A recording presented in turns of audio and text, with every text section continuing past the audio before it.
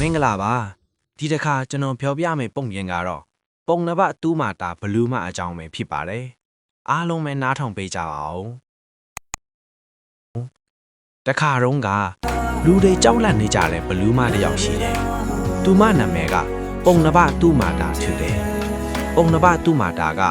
လူသားကလေးတွေကိုဖမ်းပြီးစားတတ်တဲ့ကြောက်စရာကောင်းတဲ့ဘလူးမတစ်ယောက်ပါ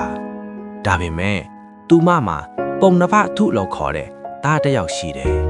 ဘလူးမဖြစ်ပေမဲ့သူမသားကိုတော့အယံချစ်တယ်ဒီနေ့မှာသူမသားပုံနှစ်ပတ်ထုပြတ်သွားတယ်ပုံနှစ်ပတ်ထုမာတာကတောရီထဲမှာလွာရီထဲမှာနေရာတိုင်းလိုက်ရှာတယ်မိခင်တယောက်ရဲ့စိတ်နဲ့သူမအယံဝမ်းနဲ့နေခဲ့တယ်အဲ့ဒီအချိန်မှာသူမဟာဖျားရှင်ကိုတွေ့ပြီးတရားနာခွင့်ရခဲ့တယ်ဖျားရှင်ကမေတ္တာနဲ့ကရုဏာအကြောင်းကိုတရားဟောပြောတော်မူတယ်အဲ့ဒီတရားကိုနားထောင်ပြီးပုံနှစ်ပတ်တူမာတာရဲ့စိတ်ထဲမှာကြီးမားတဲ့ပြောင်းလဲမှုချစ်လာတယ်ငါသားကိုငါချစ်တယ်လို့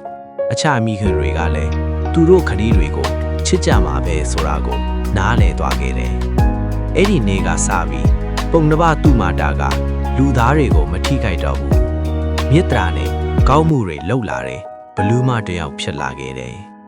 ပုံမြင်လေးကတော့ဒီလောက်ပါပဲဒီဇလန်းကရတဲ့သင်ခန်းစာကတော့မိခင်မေတ္တာဆိုတာလူသားပဲဖြစ်ဖြစ်ဘလူးပဲဖြစ်ဖြစ်တူတူပဲဖြစ်တတ်ပါတယ်မကောင်းတဲ့သူတော့တရားနာရင်ကောင်းတဲ့သူဖြစ်လာနိုင်ပါတယ်ဒါကြောင့်ကိုဤခန္ဓာကျမ်းမာနေတော့ဆန့်သောလက်မကွေးမီကွေးသောလက်မဆန့်မီမြတ်ဗုဒ္ဓ၏တရားတော်တွေလိုက်နာကျင့်ကြံအားထုတ်နိုင်တဲ့သူတော်ကောင်းတွေဖြစ်ကြပါစေဟုတ်ကဲ့နားထောင်ပေးကြသူအားလုံးစိတ်ကျေနပ်မယ်လို့မျှော်လင့်ပါတယ်ဒီဗီဒီယိုလေးကို like နဲ့ share လုပ်ပေးကြပါအောင်